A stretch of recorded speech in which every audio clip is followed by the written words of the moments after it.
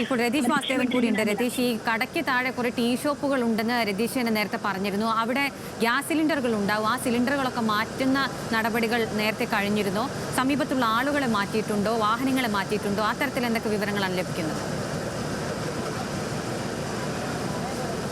അഖില, അത്തരം ചില മുൻകരുതലുകൾ ആദ്യഘട്ടത്തിൽ തന്നെ ഫയർഫോഴ്സ് അധികൃതർ എടുത്തു കഴിഞ്ഞു. കാരണം ഈ ഭാഗത്ത്, ഇതിൻ്റെ താഴെ ഭാഗത്ത് ഈ കത്തിക്കൊണ്ടിരിക്കുന്ന കാലിക്കറ്റ് ട്രേഡ് സെൻറ്ററിൻ്റെ അല്ലെങ്കിൽ കാലിക്കറ്റ് ടെക്സ്റ്റൈൽസ് എന്ന മൊത്ത വ്യാപാര സ്ഥാപനത്തിൻ്റെ താഴെ ഭാഗം പൂർണ്ണമായിട്ടും ഒരു 10-30-ലധികം ടീ സ്റ്റാളുകൾ, ബേക്കറികൾ, ഭക്ഷണശാലകൾ തുടങ്ങിയവ പ്രവർത്തിക്കുന്നതാണ്. ഇവിടുത്തെ ഗ്യാസ് സിലിണ്ടറുകൾ അത്തരത്തിൽ പൊട്ടിത്തെറിക്കുന്ന, അത്തരം തീ പിടിക്കുന്നതായിട്ടുള്ള മുഴുവൻ സാധനങ്ങളും മാറ്റുകയും അതുമാത്രവുമല്ല മറ്റിടങ്ങളിലേക്ക്, അതായത് ആ ഭാഗത്ത് വൈകുന്നേരം ഉണ്ടായിരുന്ന പാർക്കിംഗ് ചെയ്തിരുന്ന വാഹനങ്ങൾ, ബസ്സുകൾ ഉൾപ്പെടെ പൂർണ്ണമായും മാറ്റിയ ശേഷമാണ് തീ അണയ്ക്കുന്നതിനുള്ള പ്രവർത്തനങ്ങളിലേക്ക് ഫയർഫോഴ്സ് അധികൃതർ ഇടപെട്ടത്.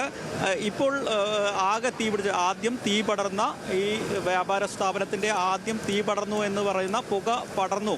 വൈകിട്ട് 5:05 ആദ്യ പുകയുയരുന്നതും തീ പടർന്നു പിടിക്കുന്നതുമായ ദൃശ്യങ്ങൾ പുറത്തു വന്നത്.